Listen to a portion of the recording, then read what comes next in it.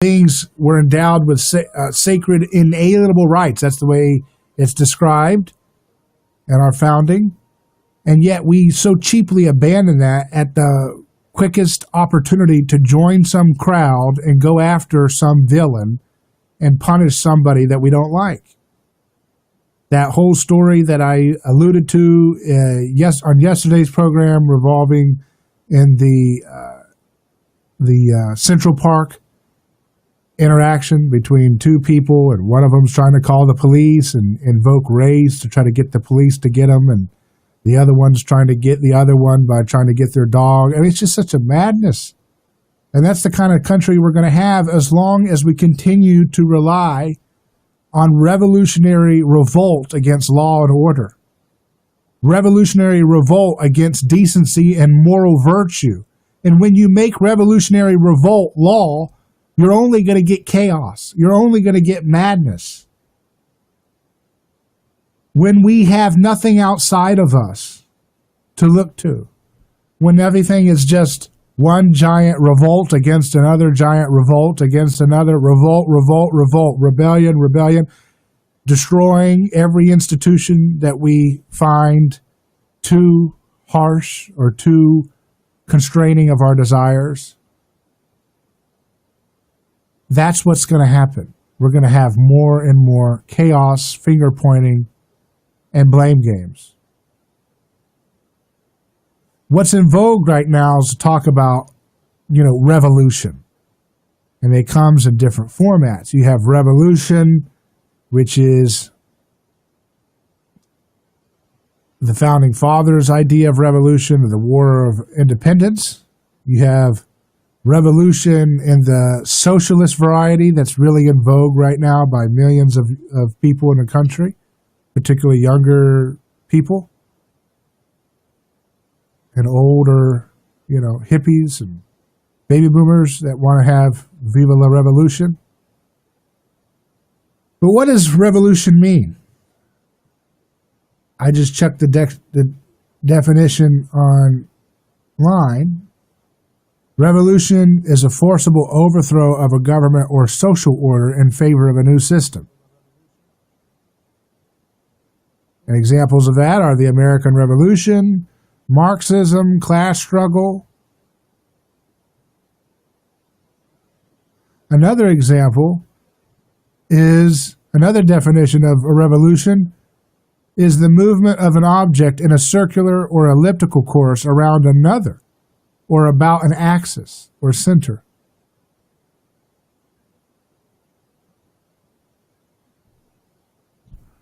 Revolution in the Latin comes from the word, the Latin means roll back.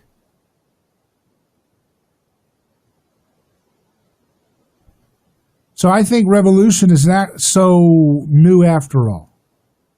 I think we've been rolling back leaders. We've been rolling back people we want to create scapegoats out of for a long time. If you think about the idea of a revolution in our solar system, what do? You end up at the same spot you started. So it's like a never-ending cycle. It's not new. We think of revolution, we use that word as something that's new, something never before done, but just look at the definition itself. You're returning back. You're rolling on back to where you started from. You have a crisis. You have the need to blame someone for that crisis.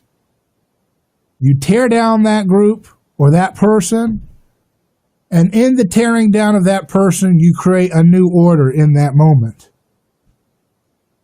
That's not new. We've tried to dress it up as new, and we've tried to create new and fancier justifications for it. But that's something as old as time itself, and even older than time, perhaps. You have, in ancient worlds, people have conflict, stress gets out of hand, someone is selected as the person to blame, and they're destroyed. Over time, that person becomes seen as a godlike figure because they have the ability to bind everybody together at the moment when people thought they were going to lose it all. And so that person's death becomes immortalized as a godlike figure in mythology. As, well, whoever we had to sacrifice in our ancient past, in our ancestors' times, must have been a god trying to show us a lesson, trying to teach us by their own life of being different and by their own life of being shed for us.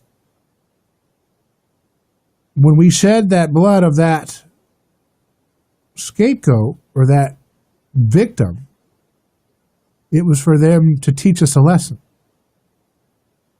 And therefore, people create mythologies and they create new religions around this dying and rising mythology, dying and rising story. That's revolution. It's the same old story. And yet that's what people are crying for right now. We got to have a revolutionary overthrow of capitalism. We have to have a revolutionary overthrow of markets. In Europe, you had all kinds of revolutionary movements. Still do. But those revolutionary movements are funded by the old guys, the old orders. Powerful business and aristocratic elites funding these revolutions.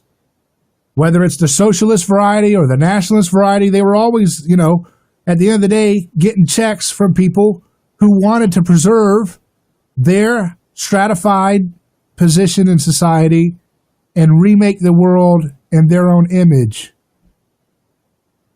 while conveniently protecting their own position in that new world. So revolution is not the thing we're looking for. That's the same old game we've always played. What we need is self-sacrifice. Self-sacrifice and giving way to the temptation, getting away from the temptation to use coercion to force our neighbors to submit to our will.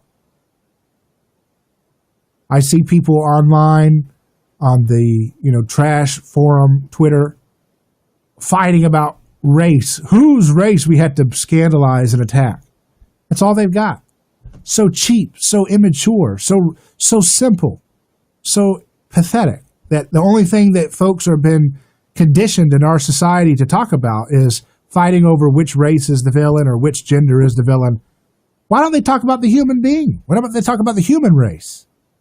Why don't they talk about the clear evidence of history that when you give humans power of life and death over others, called coercion, when you give that license to kill and to steal to groups, whether it's majority rule, through democracy or an aristocracy or whatever, it's always going to result in chaos. It's always going to result in the false promise of revolution that gets us the same old results.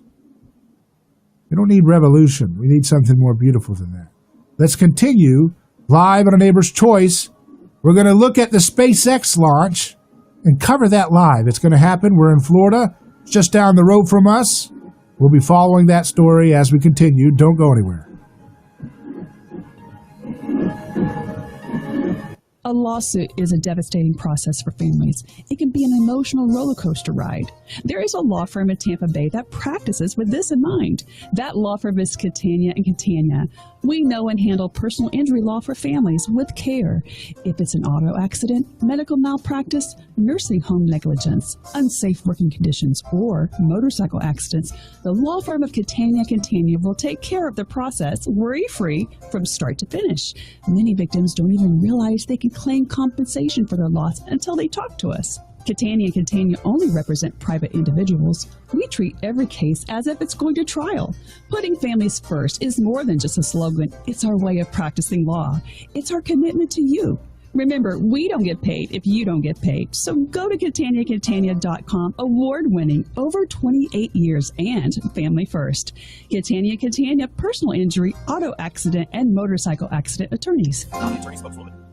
The one thing that we've learned from an epidemic is that if we are healthy, we are far less likely to be susceptible to grave sickness. With that stated, stem cell activation is a big part of keeping ourselves healthy. By activating your own stem cells, you'll experience energy, better sleep, reduction in pain, and a support system that supports faster healing from wounds. LifeWave X39 patches are an easy, cost-affordable way to activate stem cells. Clinical studies demonstrate that LifeWave patches reset the genes in the body to a younger, healthier state. By wearing the daily patch, your body will activate the stem cells to give you benefits of a better way of living a healthy, productive life. Go to lifewave.com/B-radio to see how you can elevate, activate, and regenerate your life with stem cell therapy. There's a special offer now with B-Radio. The address again is lifewave.com/B-radio. Live healthier and wiser with the X39 LifeWave patches at lifewave.com/B-radio.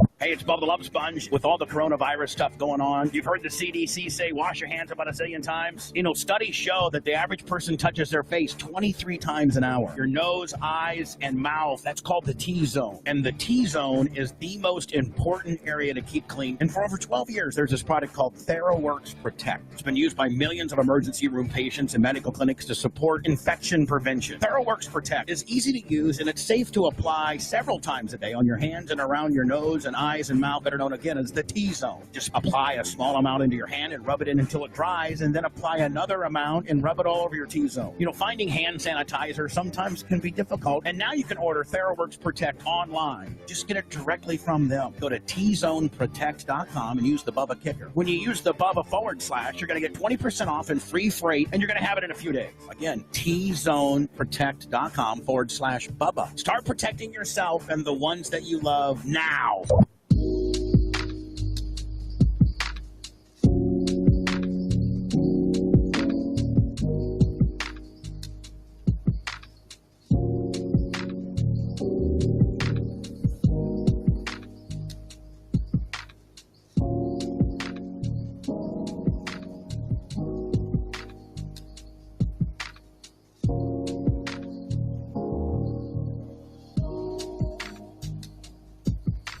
Welcome back to A Neighbor's Choice.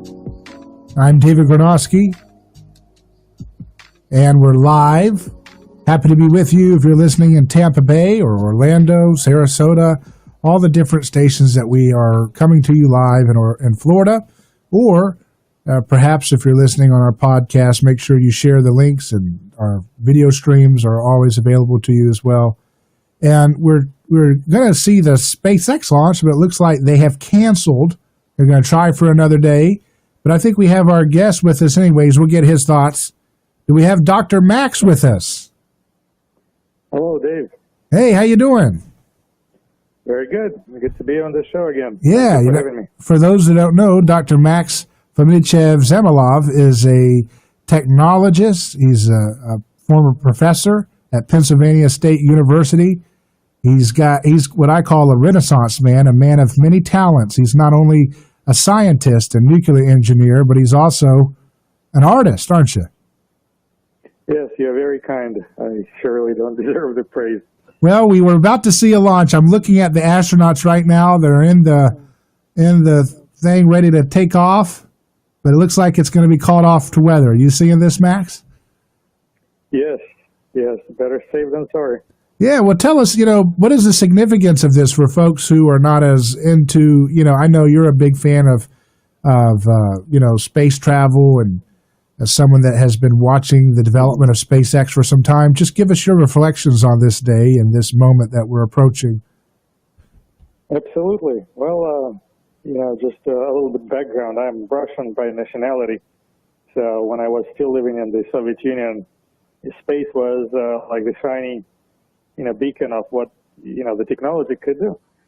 So when the space shuttle program got canceled, it was kind of sad and incredulous for me to see that the mightiest country in the world, America, didn't have a vehicle to launch humans in space, and they've been relying on Russian space program to ferry astronauts to the International Space Station.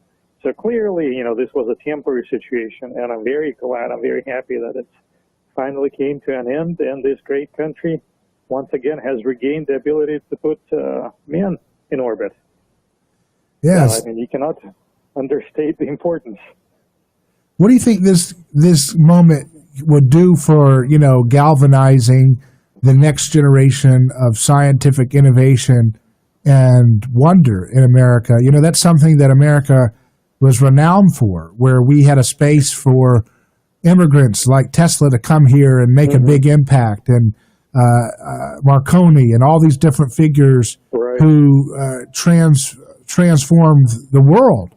And yet I feel like we've lost that spirit a little bit along the way. We've become so focused on politics and focused on computers, which are great, but what about the wild, open world of atoms? Exactly. You know, I mean, America is about risk taking. So without taking risks, how we can make advances. So of course there could be, losses and deaths along the way, but no guts, no glory. So we can see that a private enterprise, with a little bit of government help and with a little bit of help here and there, could put a man into orbit. So it's a matter of time before Blue Origin and Virgin Galactic and other players do the same.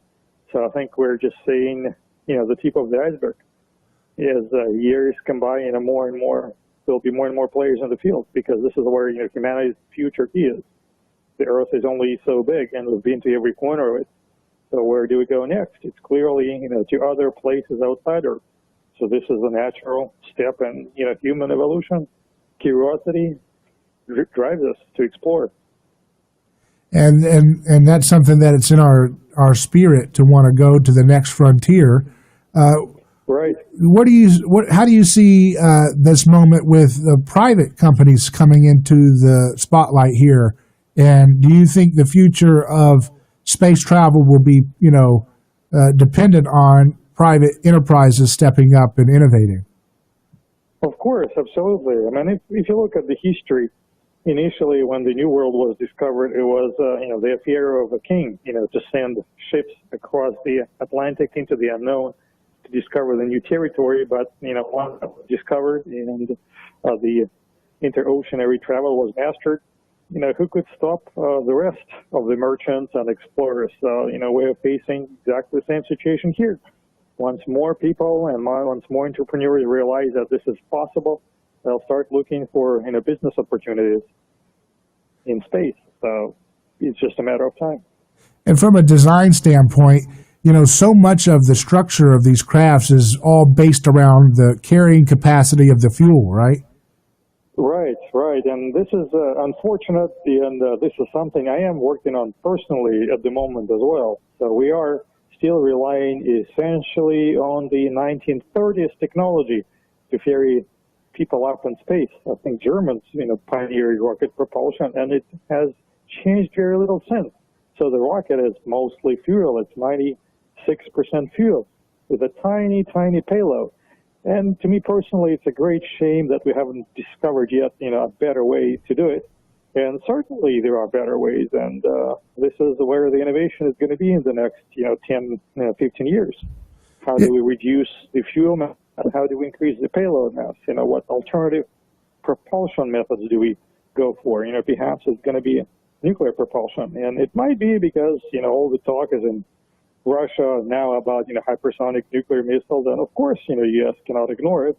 So one way or the other, nuclear propulsion is going to get funded, and maybe this is what's going to take people to Mars. Now, nuclear propulsion, is that nuclear fusion, or what type of nuclear technology is that? No, we're talking essentially by taking a conventional nuclear reactor and using it to heat the exhaust gas. So this is what the story is with the much hyped Russian hypersonic nuclear-powered missiles. So yes, has a similar technology, it just hasn't been pursued vigorously because there wasn't a threat, but luckily now there might be. And that's what drives the innovation. Whenever a threat or a perceived need arises, so that's about the only reason what can push us from the old technology and into a new one.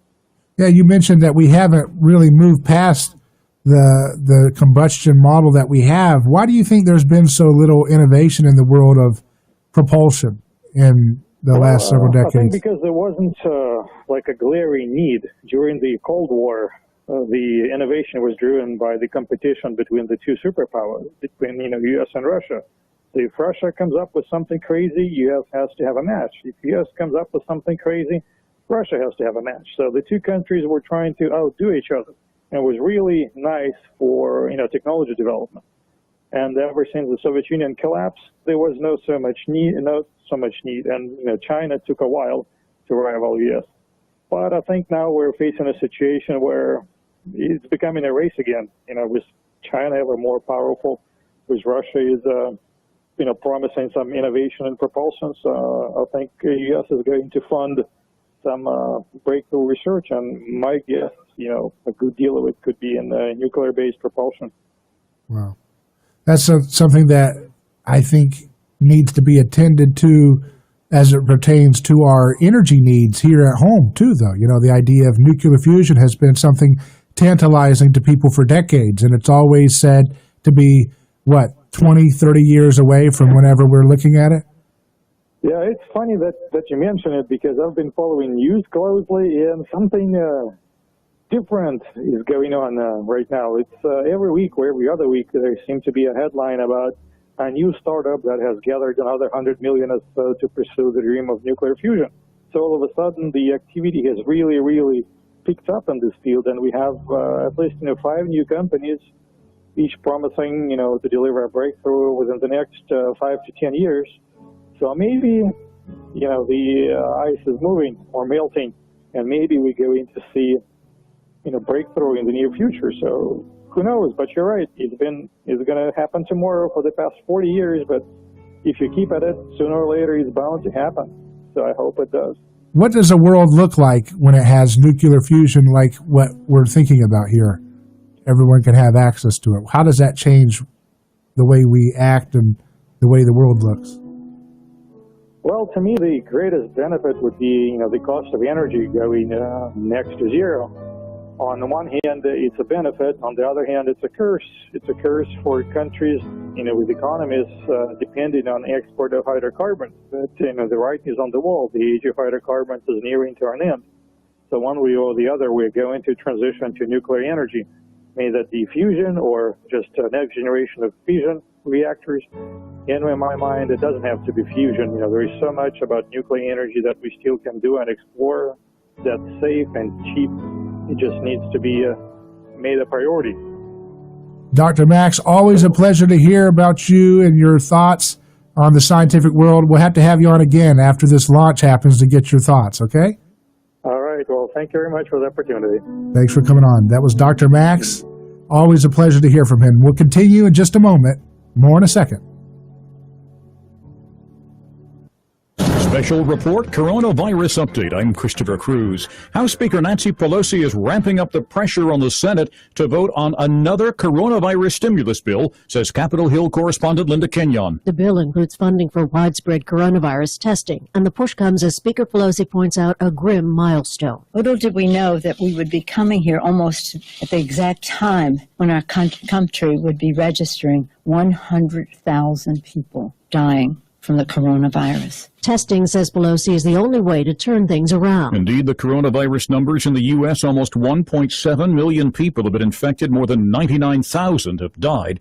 Worldwide, more than 5.6 million people have been infected, nearly 352,000 have died. This breaking news, NASA has canceled today's planned SpaceX launch of 2 astronauts to the International Space Station because of bad weather. The launch has been rescheduled to Saturday. I'm Christopher Cruz. Right now, home sweet home has never been sweeter. Our homes are more important than ever, and finding people we trust to take care of them is just as important. For over 20 years, Home Advisor has been connecting homeowners with trusted local plumbers, electricians, roofers, and more. And now we're making it easier than ever for great pros to join the Home Advisor network. For a limited time, home service businesses can get $200 in free advertising. Visit homeadvisor.com/start200 for details. That's homeadvisor.com/start200. You remember when your mom and dad talked about the importance of having term life insurance? I mean, it felt really good knowing the family would have money after something happened. How do you think they felt? They worked their entire life without truly getting the benefit of having term life insurance? MyTermLifeGuy.com. MyTermLifeGuy.com. You don't have to die to receive the benefits. A $1 million policy for a healthy male, non-smoker, below $35 a month. MyTermLifeGuy.com. Sponsored by Gold Coast Insurance Group.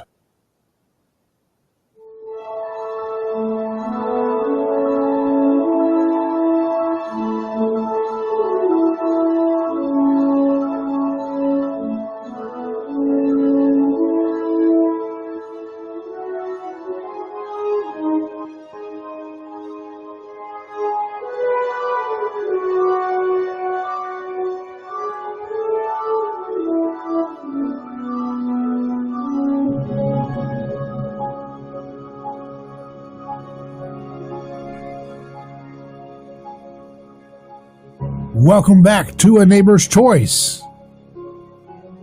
I'm David Gornoski, your host, and we're live. We were going to watch the SpaceX launch, the first crewed mission going to space from America in many years, but is postponed today because of weather. But anyways, we have our own science guru here with us, our physicist friend, Dr. Yu, making a special Wednesday appearance. How you doing, Dr. Yu? Hi, David. I'm very good. Thank you for having me on. Well, thanks for joining me. And it's 4:33 where I am, so the launch was about to happen right as we're speaking, but it was postponed. So that was an exciting moment, but it's going to be on Saturday now, right? That's the plan. That's the plan. This kind of launch scribe was quite a routine during space shuttle, era. Yeah. Because that system is much complex. So have a more launch scribes. So for SpaceX, the new system actually just did pretty well. So Wow, that's no surprise to me. yeah. Why did they get rid of the old space shuttle? That used to be a real popular thing for a lot of people in America. Oh, yeah, that's a good question. A lot of people wondering why we back to the single stick instead of like an airplane type, right? Right. Piggyback, those kind of much beautiful design. Well, the simple reason is the fleet of a space shuttle fleet is too long, and so many new technologies, so many systems needed to be upgraded, and also the style may be good for construction of the International Space Station, but the cost is much greater, and so it's less safe. But there's one more thing that's very important, because the new program aimed to traveling not just International Space Station that's a low Earth orbit. We want to traveling to beyond the low Earth orbit, to moons and Mars. Right. For those kind of traveling, there is no air, no atmosphere on moon, neither on Mars.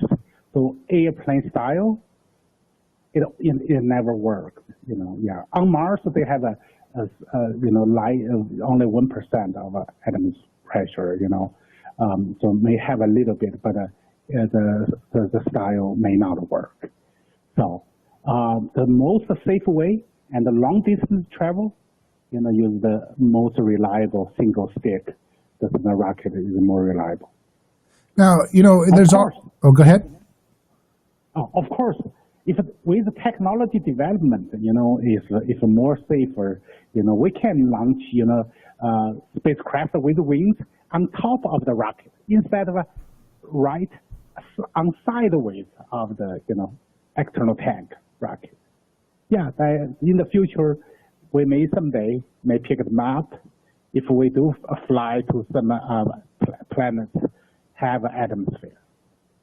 Now, another thing I've heard talked about from folks who want us to go to Mars is the idea that we could have engineering project where we could, what they call terraform, to create a atmosphere that would allow us to have life flourish in Mars, have its own breathable atmosphere, and having the ability to use technology to make it a place where people could live. Is that something that is realistic from your understanding? I mean, obviously, that seems probably a far long off, but hypothetically, would that be something possible that could be done? Yes, it is possible, but may not be very likely in the foreseeable future. One reason is all the planets during their formation, they do not have atmosphere. They do not have oxygen initially, like a fireball, right? So all these things develop over time based on the condition. So in order for Mars to develop those kind of conditions, if we have a water, so that's something. In order you have any plant, create this carbon dioxide, right? Create this is a biosphere, carbon dioxide, and then human need. So the planets create oxygen for humans to survive.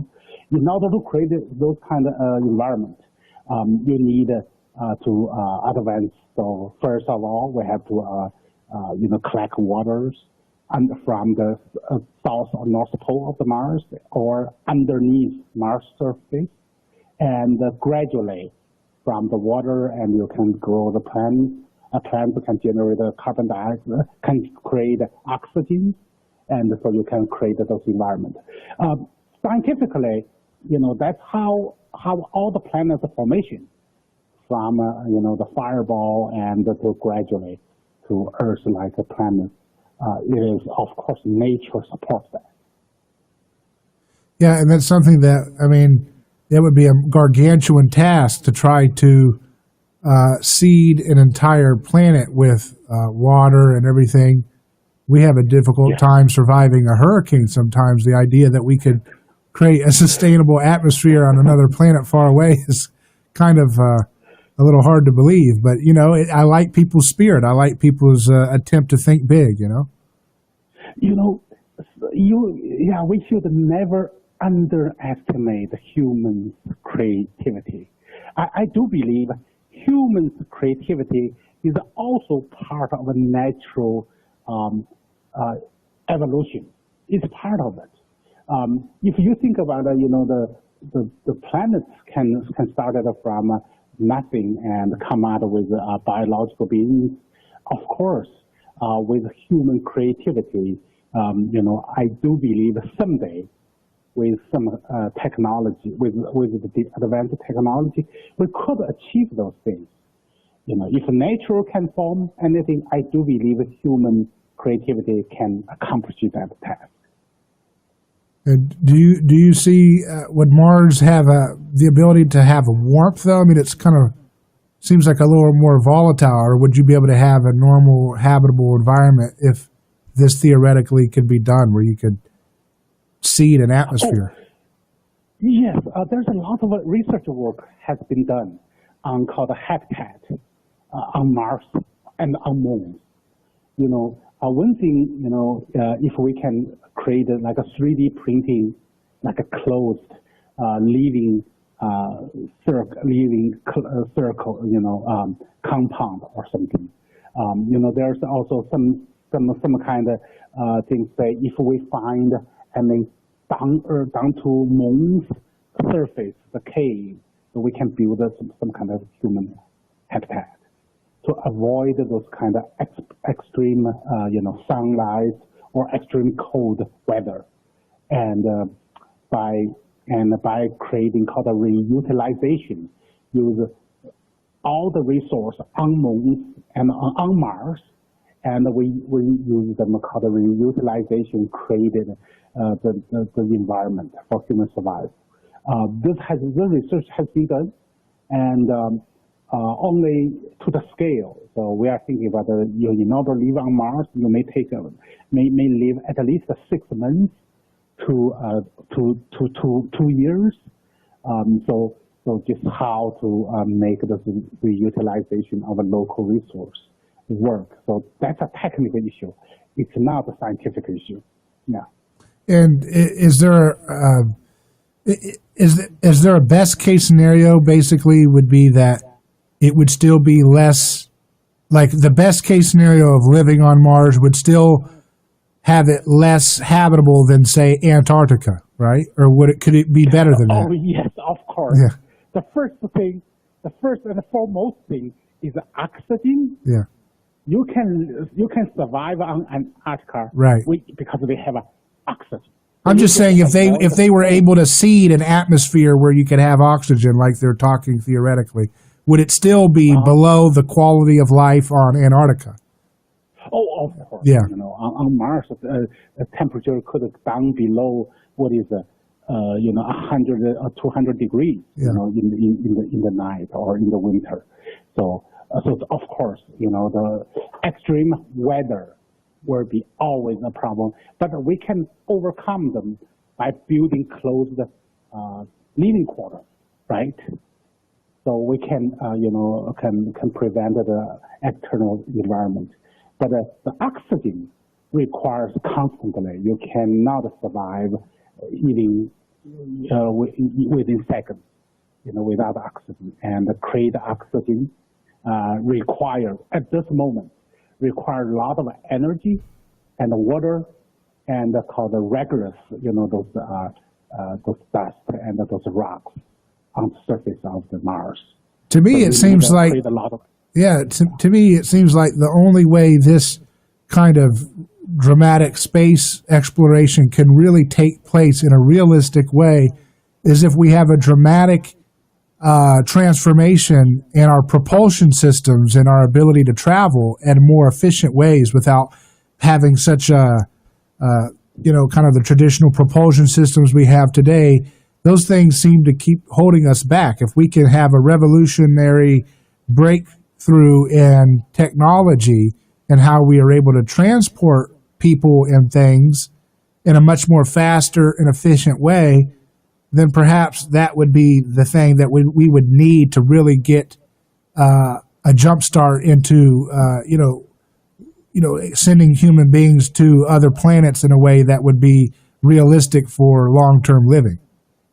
Yes, we can colonize Mars now if we can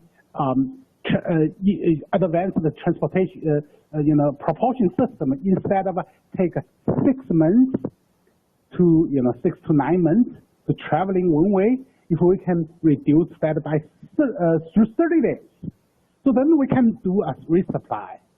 So then I believe then we can survive, building human habitat on Mars because we can send spaceship to Mars within 30 days, or even faster, right? Within 10 days or a week.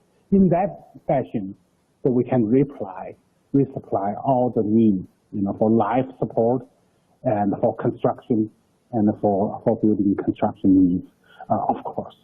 So yes, actually, it's all down to the propulsion system. If we have any technology advancement, revolution in traveling, send the people traveling faster than now, yes, everything could be solved. Well, Dr. Yu, it's always great to hear from you, and thank you for joining us. Usually we hear you on Thursdays for our Science and You segment, but I appreciate you coming on and reflecting on the future of space travel in light of today's planned launch. It's going to be postponed to Saturday, but we were glad to hear from you as always. Thank you. That's Dr. Yu, folks, our physicist friend and chief science advisor for all things A Neighbor's Choice. And it looks like the future relies on us having a real paradigm shift in transportation, on energy. So that's where we need to get our thinking caps on and get to work, looking and see what we can find maybe right under our noses that can help us achieve these things for the betterment of everyone. More to come in just a moment, live on A Neighbor's Choice. A lawsuit is a devastating process for families. It can be an emotional roller coaster ride. There is a law firm in Tampa Bay that practices with this in mind. That law firm is Catania & Catania. We know and handle personal injury law for families with care. If it's an auto accident, medical malpractice, nursing home negligence, unsafe working conditions, or motorcycle accidents, the law firm of Catania & Catania will take care of the process worry-free from start to finish. Many victims don't even realize they can claim compensation for their loss until they talk to us. Catania & Catania only represent private individuals. We treat every case as if it's going to trial. Putting families first is more than just a slogan. It's our way of practicing law. It's our commitment to you. Remember, we don't get paid if you don't get paid. So go to CataniaCatania.com, award-winning, over 28 years, and family first. Catania & Catania, personal injury, auto accident, and motorcycle accident attorneys.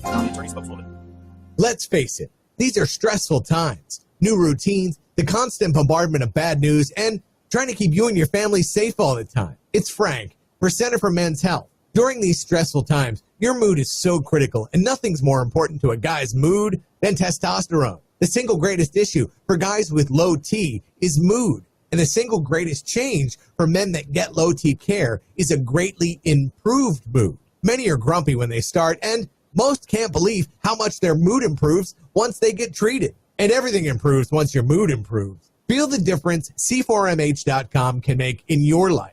I've been a patient of C4MH.com for a couple of years, and recently I've lost 20 pounds because now I have the energy to work out from home. And that'll put you in a good mood too. C4MH.com's express treatment plan is convenient, affordable, and above all, safe. And with locations all up and down West Florida, there's one near you right now. Find out more. Go to C4MH.com. If you know anything about NFL or about NCAA basketball or football or NHL or whatever, entertainment television, make sure you make a deposit at betdsi.com. Promo code Bubba100.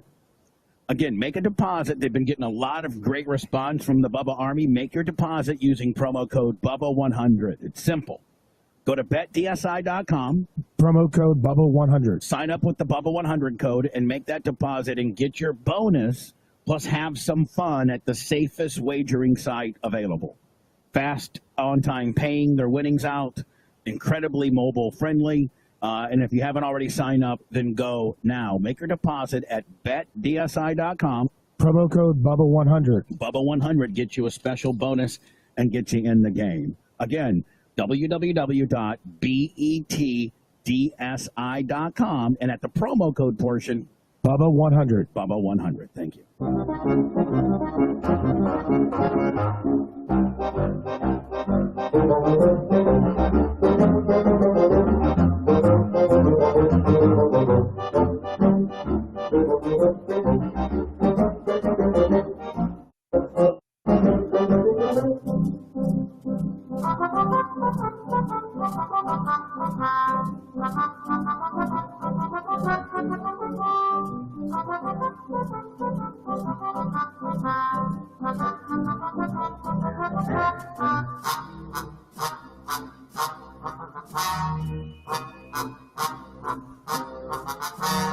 Welcome back to A Neighbor's Choice. David Gornoski here.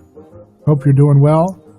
And we want to turn our attention now. We were talking about some really positive things and future of nuclear technology with Dr. Max, and then we heard afterwards from Dr. Yu talking about how transportation, we need a big revolution in transportation to get going with space travel, and that was echoing what Dr. Max was saying in his own way. But, you know, one of the things that always holds us back down to earth is the way government continues to dysfunctionally separate us and divide us. And the story surrounding George Floyd's death, the gentleman who was basically arrested by police in Minneapolis, and individual had his knee on his neck and wouldn't let off, and the man was telling him, I can't breathe, and he stopped breathing, and he died. And I think this is just another example of the worst of our society, which is always in the world of politics. It's always in the world of government, where you have this legal immunity that gets baked into having monopolies like government, and then you put police into trying to solve every nonviolent crime on the block, every nonviolent action you can come up with. So they're over exerting their energy and their ability to solve every vice you can imagine. And then, you know, you put in legal immunity, you put in all these other factors, and then you create this toxic environment in which we can't have any kind of trust in society, where people feel afraid to go out in the street or to go out and do anything because of their race. They might be targeted. But ultimately, we have to, in order to solve this, we cannot divide about race. I mean, look, you could have every police department in the country get social justice sensitivity training for years on end, and you'd still have the same awful situations as long as we make government the arbiter and the enforcer of so many problems in our society. This individual, George Floyd, who passed away, was being accused of forgeries. You don't need to put your knee on the back of someone's neck for forgeries, okay? It's only government that comes up with that kind of scenario. Because they don't have skin in the game, they're not subject to the same kind of pressures that people in the market or in the private sector would have to be, or a church or a nonprofit. Because they're government, the bureaucracy allows itself to be very protected from being more mindful of the reality of the things they're doing. And so what happens is people point fingers, they try to make it all about race, but meanwhile, millions of people have been locked away, millions of people have had to deal with the violence of arrest for victimless crimes of every gender, of every race, of every situation. So we need to unite the country around this opposition to the bad laws that we have on the books, where we send folks with armed with deadly force to chase after every nonviolent situation you can imagine. We should send police to deal with violence, right? If you have someone that's assaulting someone, and you have someone trying to murder, trying to, burglarize someone's house, those are examples where there's a place for sending people with guns and so forth. But this idea to put your knee on the back of someone's neck because there's an accusation of a forged check, that is so far removed from a sane society, right? It has no place in a civilized society. And social justice ideology, as cynical as it is, and trying to always reach out and try to make everything about some kind of postmodern idea derived from a cheap imitation of Michel Foucault, that's not the solution to this, okay? The solution to this is that human beings have to recover our ability to repent and get rid of. Repentance means changing your mind and changing your attitude. And when you have a society where everybody's got a law about everything, you got a law about a leash, you have a law about this, a law about every little tiny little nanny thing you can think of. Every time you put a law to that, you're sending someone with armed force and legal immunity to enforce it. And every time you do that, there's the opportunity for somebody to get out of control and put their knee on the back of someone's neck, thinking that they have the right to do that because of the ritual of what they're doing, because of who they work for, the monopoly of government, bureaucracy. They have the right to put their knee on the back of someone's neck because of a forged check. And then from their perspective, they're going to say they felt threatened. And then the whole point is, why are we sending people into that situation in the first place? You don't send people with armed weapons to deal with petty little things like that. There should be a better way to handle these things. And one of the ways is getting rid of all of the regulations, all of the petty vice laws, all of the different licensures that are set up in our system that create all of this economic decay, economic injustice, broken families, separated families, destroyed opportunities, and the destruction of private property, private contract, and the destruction of civilized society. You cannot send people to put their knee on the back of someone's neck. You shouldn't put a knee on the back of the neck for anything. For anything, really. It doesn't matter if they've, you don't do that in a decent society. But you especially don't do it for these nonviolent, petty things. This is no way to have a society. And if it was a private entity doing this, they would know that they would not be allowed to do that. They'd be facing some serious time. They wouldn't even think about doing that to someone over the situation that they were in. So we need a real repentance of our whole political system and a turning away from it and a return to dealing with people as we want to be treated. How is that such a foreign concept in today's society. Treat others the way you want to be treated. Why is that so quaint? You don't put your knee on the back of someone's neck, and when they're saying they can't breathe, you just stay there? What is this? So dehumanizing. And there's this social justice ideology that always pops up, and it always conveniently ends up supporting and promoting the establishment of more and more government regulation and control of our lives. How are those things going to turn into a positive solution? More government control, more government regulations is always going to be more people having to go and deal with people in a violent way to enforce those things. Next time you say there ought to be a law for blank, just know that means sending people into a situation with legal immunity and a monopoly on force to go deal with using deadly force as an option to go deal with some action.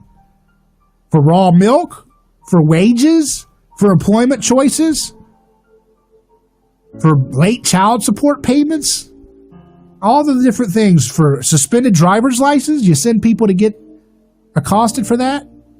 That's not the way we treat our neighbors. We know that's wrong. We know it's a sin. So we got to stop numbing out to the reality of the brutality and the vulgarity of having such a bureaucratized society where there's a law for every little action and there's a careless disregard for the sanctity of life from the womb all the way through the very end of life. Stop sending seniors into nursing homes when they have coronavirus, by the way. That's another disgusting example of the callousness of life, the callous disregard for life that our society needs to repent of. We have to start somewhere. Let's repent and let's stop it. I'm David Gornoski. We'll be back in just a moment with Dr. Robert Epstein up next.